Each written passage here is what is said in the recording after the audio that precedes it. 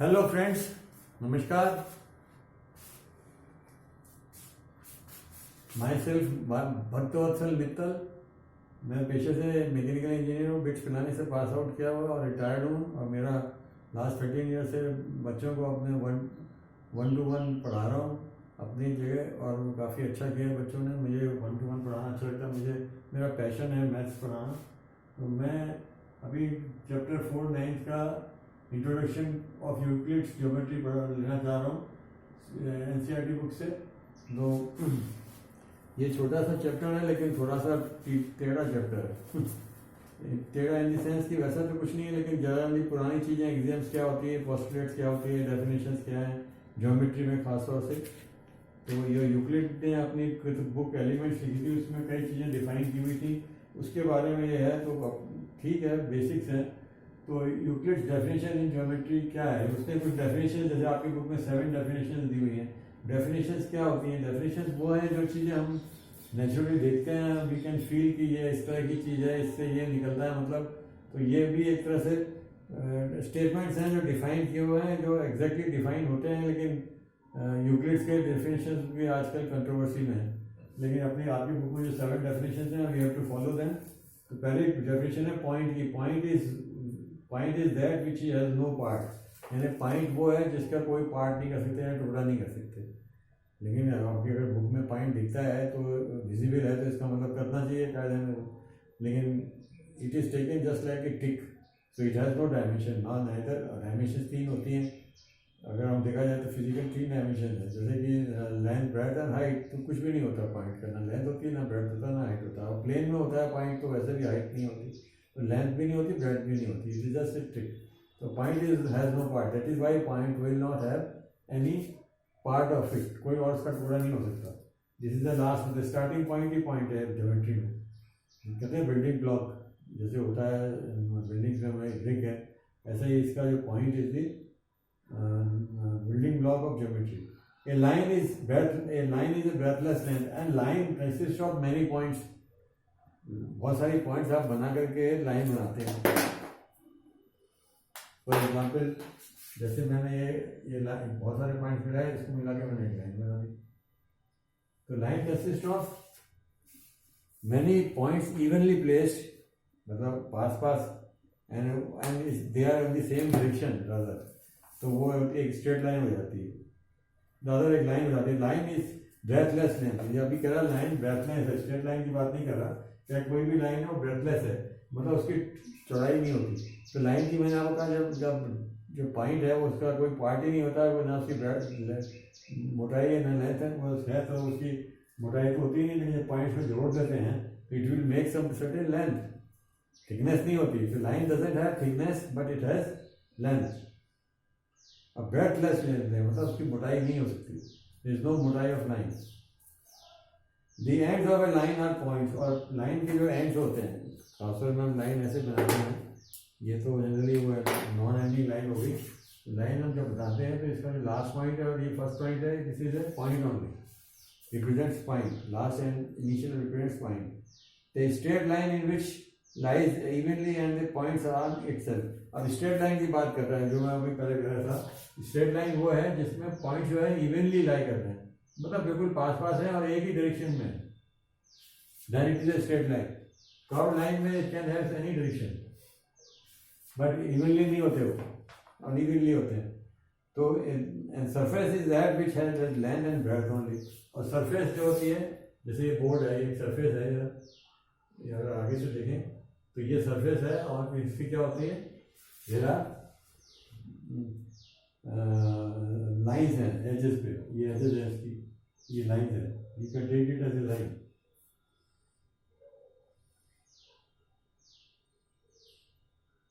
जैसे ये बुक है, इसकी अगर ये एजेस लेंगे तो ये लाइन है, ये लाइन है, ये लाइन है। हम जैसे क्यूबाइड बनाते हैं तो ये सब लाइन है, सरफेस। ये सरफेस है तो ये चारों लाइन हो गई।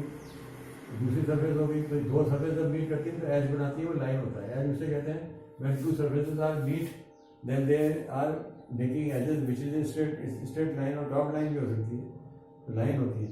ए plane surface is a surface which lies evenly with straight lines on its. जैसे line is consisting of dots या वह ब्रेथलेस डॉट है, तो इसी तरह से जो सरफेस है, जैसे ये सरफेस है या ये बॉडी है, तो it is made of evenly straight line. पास पास बहुत सारी लाइनें अगर हम खींच दें, जैसे आप देखते हैं चटाई बनती है तो उसमें पास पास लाइनें रिब्स होती है, उसकी स्टिक्स होती है वुडन की, टेक देम एज लाइन, तो उनको पास पास करके बनाते हैं तो वो क्या बन जाता है, चटाई एक प्लेन की हो गई, just like it takes a shape of a plane. तो this is plane is surface which lies evenly with the straight lines on itself, straight line on itself, कभी वो एक प्लेन सरफेस बना दिया। ये 7 डेफिनेशन है, इसको आप याद कर दिए। और भी बहुत सारी हैं, लेकिन ये डेफिनेशन से में भी कई डेफिनेशन होती है। Definition itself contains many other definition, कई तरह हम देखते हैं, तो वो सब मैं स्किप कर रहा हूँ, कोई पढ़ लीजिएगा बुक से, कोई खास ऐसी बात नहीं, लेकिन ये याद होनी चाहिए। अब एक आता है कि starting with his definition, Euclid assume certain properties which were not to be proved. कुछ प्रॉपर्टीज हैं जो प्रूव नहीं होती हैं पर यूनिवर्सली ट्रुथ होती हैं। These assumptions are actually obvious universal truths, यानी बिल्कुल ऑब्वियस है, उनका कोई प्रूफ नहीं है लेकिन वो हैं truth. He divided them into 2 types of axioms and postulates. तो उसने यूक्लिड ने 2 में डिवाइड कर दिया था इसको, एक को बोला एक्सियम्स और एक बोला उसने पोस्टुलेट्स। अब इनमें डिफरेंस क्या है? He used the term postulate for the assumptions that were specific to geometry. तो जो पोस्टुलेट वर्ड है वो भी ट्रुथ है universal, but no proof, but वो ज्योमेट्री में होता है। जैसे ज्योमेट्री पढ़ते हैं, ये फिगर वाली, ये सॉलिड ज्योमेट्री, मेंसुरेशन वगैरह, उसके लिए होता है। और पोस्टुलेट्स वो भी एक स्टेटमेंट होता है लेकिन ट्रुथ होता है। कॉमन और एक्सियम्स जो होती हैं वो पूरी मैथमेटिक्स में कहीं भी हो सकता है, including geometry also, and not specifically link to geometry. लेकिन लिंक सिर्फ ज्योमेट्री से ही नहीं होता। Axioms are universal in mathematics, universally truth होते हैं वो भी, लेकिन पूरी मैथमेटिक्स में भी हो सकती हैं axioms. For details about axioms and postulates refer to appendix दिया हुआ है पीछे बुक में। Some of Euclid's axioms not in order are very given below. और 7 है आपके इसमें यूक्लिड्स ने एक्सियम्स दी हुई है, बड़ी अच्छी एग्जाम्स हैं वो, बहुत अपन मैं तो कर रहा हूँ वो एग्जाम्स में, तो 4 एग्जाम्स तो हमारी इक्वेशन में ही काम आती हैं। एड समथिंग बोथ साइड, देखिए मैं पढ़ के सुनाता हूँ। फर्स्ट है things which are equal to same things are equal to one another. चीज जो 2 चीज़ें, जैसे मान लीजिए एक ट्राइंगल का एरिया है, एक स्क्वायर का एरिया है, एक रेक्टेंगल का एरिया। अगर रेक्टेंगल का एरिया स्क्वायर के बराबर है और रेक्टेंगल का एरिया ट्राइंगल के भी बराबर है, तो ट्राइंगल का एरिया स्क्वायर के भी बराबर होगा। समझ में आ रहा है ना? एक रेक्टेंगल, ये ट्राइंगल है, एक स्क्वायर है और एक रेक्टेंगल है। अब सपोज मैं आप दूसरी तरह से ले लेता हूँ, मान लीजिए इसका एरिया बराबर है और इसका एरिया और इसका एरिया बराबर है रेक्टेंगल, तो इसका भी एरिया बराबर होगा। That is what it means. Things which are equal to the same things are equal to one another. तो अगर एक ही चीज दूसरे से बराबर है और दूसरे के तीसरे के भी बराबर है, तो दूसरा तीसरा भी आपस में बराबर होगा। If equals are added to equals the whole are equal. अगर इक्वल में इक्वल ऐड करेंगे तो equals are added to equal, 2 चीजें इक्वल है। मान लीजिए ये ट्राइंगल है, एरिया प्लस इसमें मैंने स्क्वायर का एरिया जोड़ा, और ये मान लीजिए if the equals are added to equals the wholes are equal।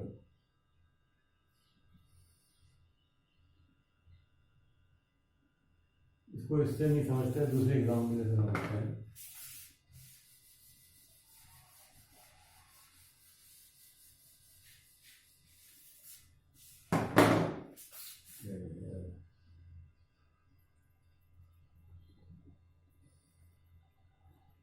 मान लीजिए 8 है,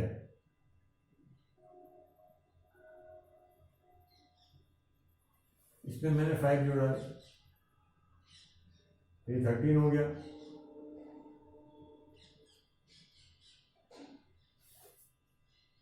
if the equals are added to equals, अब दूसरा एक इक्वल और है, जैसे मान लीजिए 4 + 4 = 8 होता है। इसमें मैंने अगर 5 जोड़ा तो 13 हो गया, और इसमें भी मैंने 5 जोड़ा तो ये भी 13 हो गया। इट मीन्स दिस, मतलब 2 इक्वल्स हैं, उनमें से किसी एक का इक्वल में जोड़ोगे तो दूसरा दोनों इक्वल्स में जोड़ के वो होल आर इक्वल, उनके पूरा जो टोटल है वो फिर इक्वल हो जाएगा। अगर आप अलजेब्रिकली समझें, ठीक है। If equals are subtracted from equals the reminders are equal. If equals are, अब जैसे मैं एक्चुअली इसको इक्वेशन से समझाऊं तो और भी अच्छी तरह लगेगा आपको। इक्वेशन अगर समझाऊँ, जैसे मैं कहता हूँ इक्वेशन के 4 रूल्स हैं। कोई इक्वेशन सॉल्व करनी है, 3x प्लस या x ही ले लो, x plus x minus 2 equals to 6 है सब कुछ। अब मैं ये दोनों इक्वल हैं, इसमें इक्वल में ऐड करूँ, मैं मान लीजिए इसमें 2 ऐड करा और इसमें भी 2 ऐड किया तो भी बराबर आएंगे। देख लीजिए क्या हो जाएगा, x इक्वल्स टू 8 आ गया। तो आप यहाँ 8 रखेंगे तो क्या होल भी बराबर हो गया कि नहीं है? या इसको मैं ऐसे नहीं कर तो x हटा देता हूँ, मैं सीधा जैसे पहले लिखा था वही करा। ठीक है, इक्वेशन है 8 प्लस 4 इक्वल्स टू 12, ये इक्वल्स है। अब इसमें कोई चीज़ मैंने ऐड करी इधर, मतलब 3 ऐड करी तो, और इसमें भी 3 ऐड करी तो क्या हो जाएगा, 17 इक्वल्स टू 7 इसके हो जाएगा ना, सॉरी 12 और 3 15 होगा ना, तो 15 इक्वल्स टू 15 हो जाएगा। That is what it means कि ये होल भी इक्वल हो गए, इन दोनों का होल और इन दोनों का होल जो इक्वल्स थे उन दोनों में इससे इक्वल ऐड किया तो इक्वल हो। इफ इक्वल्स आर सब्ट्रैक्टेड, इसी ढंग से अगर मान लीजिए मैं दूसरा केस ले लूँ, 8 प्लस 4 इंटू 12, इसमें से -3 सब्ट्रैक्ट किया, इसमें से किया तो भी होल जो सेम आएगा। 12 में से 3 गए 11 बचा, 12 में से 3 गए 9 बचा, और इसमें भी गए तो 9 बचा, तो ये इक्वल हो गए, ये सब्ट्रैक्ट हो गए। ये एक्चुअली रूल्स उसके हैं जो हमारे इक्वेशन में काम आते हैं, add same thing both side, subtract same thing both side, ये उसी से रिलेटेड है। उसको भी मतलब रिलेटेड कर सकते हैं इससे, ये ज्योमेट्री में तो हो सकते हैं, कोई एरिया से related. Things which coincide with one another are equal to one another. अब कोई जैसे थिंग्स कोइंसाइड वन अनदर, अगर ये लाइन है और इसके ऊपर एक लाइन और डाल दें ऐसी की ऐसी डिटो सुपर इम्पोज कर दें तो दोनों सेम होंगे, डिटो होंगे, कॉन्ग्रुएंट होंगे एक तरह से। जो तो lines the things which are coincide with one another are equal to one another. मान लीजिए मेरे कोई अपनी पासपोर्ट साइज फोटो है और उसके ऊपर मैंने एक और फोटो रख दी पासपोर्ट साइज, बिल्कुल वही साइज की, तो दोनों कोइंसाइड करिए तो दो both are equal. Things which are coincide with one another are equal to one another, ये तो वही है। The whole is greater than the part. अब कोई होल है और इसका कोई टुकड़ा कर दें तो ये जो ये है इससे ये होल तो बड़ा ही होगा ना, तो यानी कि कुछ और जोड़ेंगे तो वो होल के बराबर आएगा। Things which are double of the same thing are equal to one another. अगर कोई चीज things which are double of the same things, मान लीजिए ये ट्राइंगल का एरिया डबल है इसके स्क्वायर के एरिया से, और ये आल्सो डबल है इसके रेक्टेंगल के एरिया से, तो ये दोनों है तो ये दोनों भी इक्वल होंगे। तो things which are double of the same things are equal to one another है। यानी कि उल्टा करें, ये ट्राइंगल का इससे डबल इसका एरिया है और ट्राइंगल से डबल इसका भी ये एरिया है, ये मतलब 2 टाइम्स है और ये भी 2 टाइम्स है, तो ये दोनों भी आपस में इक्वल हो गए। Things which are half of the same things are equal to one another. और कोई इसका आधा कर दे, मान लीजिए जैसे ये ट्राइंगल का एरिया है और इसके एरिया का ये हाफ है और ये स्क्वायर इसके एरिया का हाफ है, तो ये भी आपस में हाफ होंगे। अब आप ऐसे देख लो ना, जैसे मैं इसको बजाय इसके पहले कि मैं आपको तो समझाऊँ तो ज़्यादा अच्छा है। 8 है, 8 इक्वल टू 4 प्लस 4, और इसको डबल कर दें, मान लीजिए इसका हाफ कर दें तो 16 इंटू 2 और 8, 16 और 2 का हाफ है, और एक मैं इसमें यहाँ मान लीजिए करता हूँ things which are half of the same things are equal to 8 का हाफ ये 16 हो गया। अब इसका half of the same thing,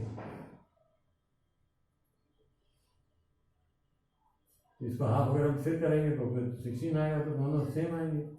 things which are half of the same things, दो थिंग सेम है, मतलब ये भी 4 प्लस 4 ले लो, ये बराबर हाफ इसकी 8 की है, तो इसका भी अगर हाफ करेंगे तो ये भी क्या देगा हमको, यहाँ से भी 8 आया तो 4, ये इसका ये सॉरी हाफ तो इसका 4 आएगा ना। Things which are half of the same things, मान लीजिए हाफ ऑफ इसका हुआ 8 का तो 4 हो गया, दिस इज हाफ ऑफ 8।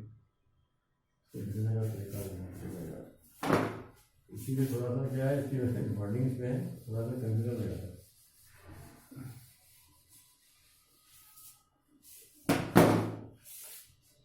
ये 8 है, मान लीजिए 2 तरह से लिखा जा सकता है, 8 ऐसे भी लिख सकते हैं और एक ऐसे भी लिख सकते हैं, लेकिन दोनों इक्वल है ना, तो कहता things which are half of the same things, अब इसका ये हाफ करें और ये सेम थिंग है क्योंकि इसके बराबर इसका भी हाफ करेंगे तो दोनों सेम ही आएंगे, ये भी 4 आएगा ये भी 4 आएगा, तो ये भी इक्वल होगा कि नहीं होगा, ये पता रखेंगे। तो ये दीज आर ऑब्वियस थिंग्स हैं, इनका कोई प्रूफ नहीं है, but this seems to be common notion है। इसी ढंग से आप पॉस्टुलेट होता है, पॉस्टुलेट जैसे भी ज्योमेट्री में काम आते हैं, तो 5 पॉस्टुलेट्स हैं आपकी बुक में।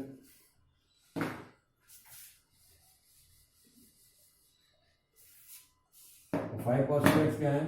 फर्स्ट स्ट्रेट लाइन में be drawn from any point two any other point. 2 point दिए हुए हैं अगर आपके पास ए और बी, तो एक स्ट्रेट लाइन हम ड्रॉ कर सकते हैं आराम से दोनों के बीच में। एटलीस्ट 1 लिखा है इसमें, पर देखा जाए तो एक ही हो सकता है, यूनिक ही है, इसीलिए उसने एक एग्जाम भी दिया है, given 2 distinct points there is a unique line that passes through them. तो यूनिक लाइन मतलब एक ही लाइन पास होगी, 2 नहीं हो सकती इन दोनों के बीच में। इसने दिखाया भी है, मान लीजिए एक पॉइंट है, इसके अंदर कितनी लाइन हो सकती है, इतनी सारी कॉन्क्रीट लाइन है, इसमें भी इतनी सारी कॉन्क्रीट, पर एक लाइन ऐसी होगी जो दोनों में से पास होगी, बस उसी को यूनिक लाइन कहते हैं। तो बड़ी इंपॉर्टेंट एग्जाम है, इसके बेस कई जरूरत थ्योरम एग्जाम्स से फिर थ्योरम्स आती हैं, और थ्योरम्स वो होती हैं जो एग्जाम्स और पोस्टुलेट्स को लेके प्रूव की जाती हैं। उसमें थ्योरम में प्रूफ होता है, किसका होता है, एग्जाम्स का। अभी आप पिछला चैप्टर जैसे लाइन आएंगे साथ, उसमें जो हमारा था लीनियर पेयर एग्जाम्स को हमने प्रूव किया था वर्टिकली अपोजिट एंगल्स की थ्योरम प्रूव करने के लिए यूज किया था। लीनियर एग्जाम्स को हमने यूज किया था वर्टिकली अपोजिट थ्योरम्स को प्रूव करने के लिए। इसी ढंग से हमने पैरेलल लाइंस के अंदर एग्जाम्स ली थी, उसकी करस्पॉन्डिंग एंगल एग्जाम्स, और उसको उससे हमने फिर ऑल्टरनेटिव वो थ्योरम्स प्रूव किया, ऑल्टरनेटिव एंगल से बराबर होंगे और इंटीरियर एंगल का सम 180 डिग्री होगा, तो उसको एग्जाम से प्रूव किया था हमने, एग्जाम्स के यूज से हमने उसको प्रूव किया। तो ये है कि एग्जाम्स हम फिर, क्योंकि एग्जाम्स को हम कंसिस्टेंट मानते हैं, ट्रू मानते हैं, मतलब इनकंसिस्टेंट नहीं होती हैं एग्जाम्स। अगर इनकंसिस्टेंट है तो they are no more exams. इसी ढंग से पोस्टुलेट्स भी कंसिस्टेंट होते हैं। तो ये जो है ज्योमेट्री की होती है पोस्टुलेट ज़्यादातर, एग्जाम दोनों की होती है, ज्योमेट्री की भी होती है, और तो जैसे अभी हमने एग्जाम देखी ज्योमेट्री की है, ये एक यूनिक लाइन पास होगी, तो this is exam of geometry also. Now दूसरी पोस्टुलेट है terminated line can be produce indefinitely. कोई टर्मिनेटेड लाइन से लाइन सेगमेंट कहते हैं, उसको हम आगे और बढ़ा सकते हैं, बढ़ाते हैं कई बार ज्योमेट्री में, एक्सटेंड इनफाइनाइट हम इसको एक्सटेंड कर सकते हैं। Straight line there is no end to it, undetermined, इसी को हम लाइन कहते हैं एक्चुअली, मतलब इसको हम इसी को हम कहते हैं ए बी लाइन। आप कहीं तक बना सकते हैं, कोई फाइनाइट लेंथ तक भी बना सकते हैं, इनफाइनाइट तक भी बना सकते हैं। पोस्टुलेट 3 है, circle can be drawn with any centre and any radius.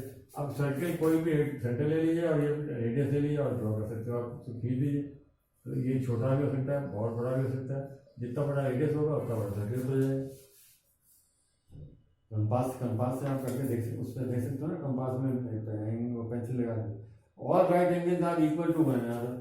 जो राइट एंगल्स हैं ये सब इक्वल होंगे, चाहे ऐसे हो चाहे ऐसे हो चाहे ऐसे हो, because they are all 90 degree, because their value is 90 degree, absolute value 90 है।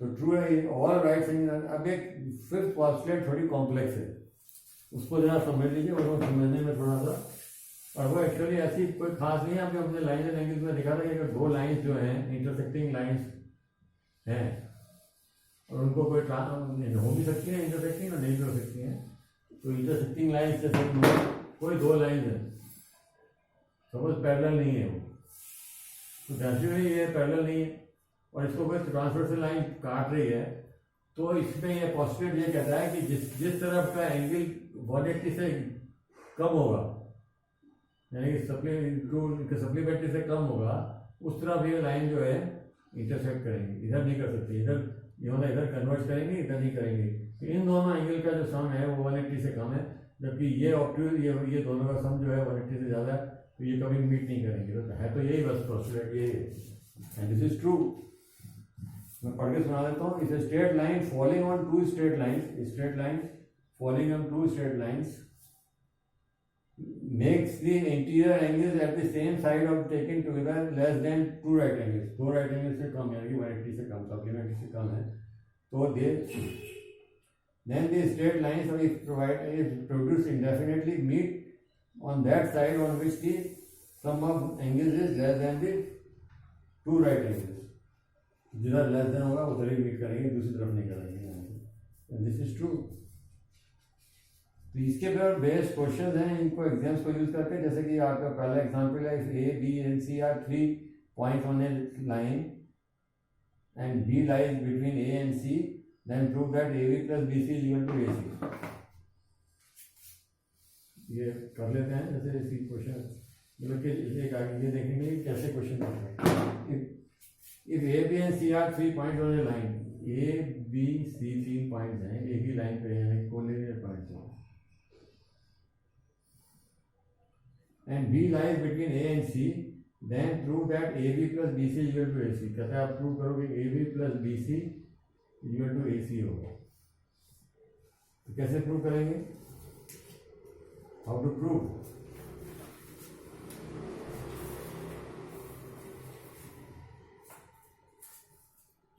In the figure given above, AC coincides with AB plus BC। अब कहता है कोई आप AC लेंथ ले लीजिए ये, और इसको A B plus B C पर रख दीजिए, तो क्या कौन साइड वाली एग्जाम लग गई, कौन सी लग गई इसमें? इसमें यहाँ नहीं लिखी है मैंने, एग्जाम नंबर है ये, नंबर नहीं देना आप लोगों को, स्टेटमेंट लिखना है हमें हमेशा। तो ये है कि थिंग्स विच आर कॉन्सिडेंट, मतलब फोर्थ दी हुई है इसमें, with one another are equal to one another. अब ये थिंग्स क्या है, पूरी एसी को हमने इस पर रखा तो ये पूरा इसको कवर कर लेती है, सुपर इम्पोज कर लेती है, that is why A B plus B C equal to A C. तो इस ढंग से हमें ढूंढ के निकालना है कौन सी एग्जाम लग रही है।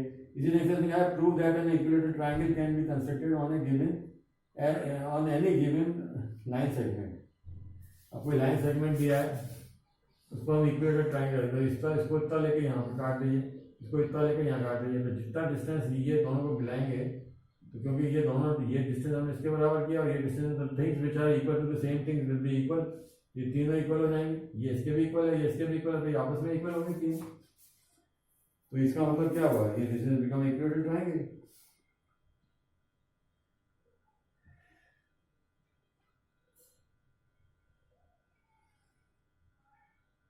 इसमें लिखा भी है कि from these two facts and equilates theorem that things which are equal to the same things are equal to one another, you coincide that you conclude that A B equal to B C and equal to A C.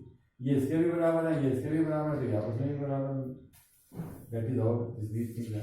Now theorem 5.1 एक ही theorem है जो इसमें दी हुई है, two distinct lines can not have more than one point in common.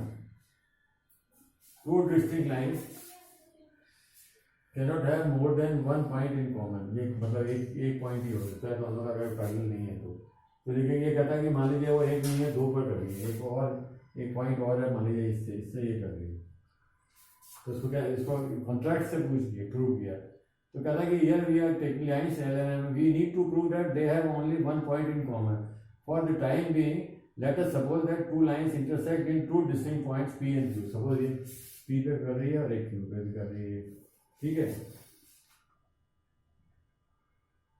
But this assumption clashes with the axiom that only one line can pass through two distinct points। पर ये बिल्कुल उससे क्लैश करती है कि एक ही लाइन पास कर सकती है बिटवीन टू पॉइंट।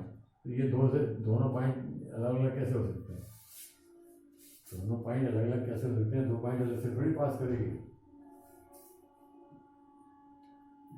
ये देखिए आप समझ लें, so you have two lines passing through to distinct points P and Q, but this assumption clashes with the axiom that one line can pass through two distinct points। अब line तो एक ही होनी चाहिए ना, ये लाइन तो यही कहलाएगी ना, ये तो दूसरी लाइन हो गई, तो ये लाइन तो यही आती जब तो ठीक था, लेकिन लाइन तो ये दूसरी बन गई, तो इसको क्लैश कर रही है, दो लाइन थोड़ी सी हो गई, वो यूनिक होनी चाहिए थी, इसलिए वो सेम होगी। ये इसको कॉन्ट्राडिक्शन से किया हुआ, इसी तरह से क्या क्वेश्चन है इसमें। फिर इसके बाद आता है equivalent version of Euclid's fifth postulate. Equivalent version of ये वाला फिफ्थ पोस्टुलेट जो हमने किया था, ये वाला जो दो इंटरसेक्ट हुआ जिसमें वो लेस देन 180 डिग्री पे साइड वाले पे वो मीट करेंगे, उसी का एक वर्जन जो है, एक और वर्जन दिया हुआ है आपकी बुक में कि for every line L and for every point P not lying on L there exist a unique line passing through it. यानी कि अगर एक लाइन है ये और एक पॉइंट है जो इस पर लाइन नहीं कर रहा पी, तो एक यूनिक लाइन होगी जो इसके पैरेलल होगी, ये एक जो सकती है, बाकी लाइनें सब इसके पैरेलल नहीं होगी, ठीक है ना। इसी ढंग से इसने इसका दूसरा वर्जन भी दिया है, two distinct intersecting lines can not be parallel to the same line. अब कोई दो इंटरसेक्टिंग लाइन हैं और एक लाइन के ये पैरेलल इसके है, तो ये इसके पैरेलल नहीं होगी। This is also postulate, proof नहीं है but there is a postulate कि भाई इसके पैरेलल नहीं हो सकती है। अगर एक के पैरेलल दूसरे के पैरेलल कैसे हो जाएगी? अगर दोनों पैरेलल या दोनों पैरेलल होगी तो फिर इंटरसेक्ट ही नहीं होगी वापस में, कायदे इंटरसेक्ट होनी चाहिए। This is all about this chapter. Hardly any questions come I think from this chapter, 1 या 2 मार्क्स के आते हैं। वो बुक में जितने दिए हैं मैंने एग्जाम्पल सॉर्ट वो कर लीजिए, बहुत हैं। That is all. Thank you very much for patience listening. Kindly share and comment and subscribe if possible. I have just recently started this without any infrastructure, so excuse me for lack of things I have. Thank you so much.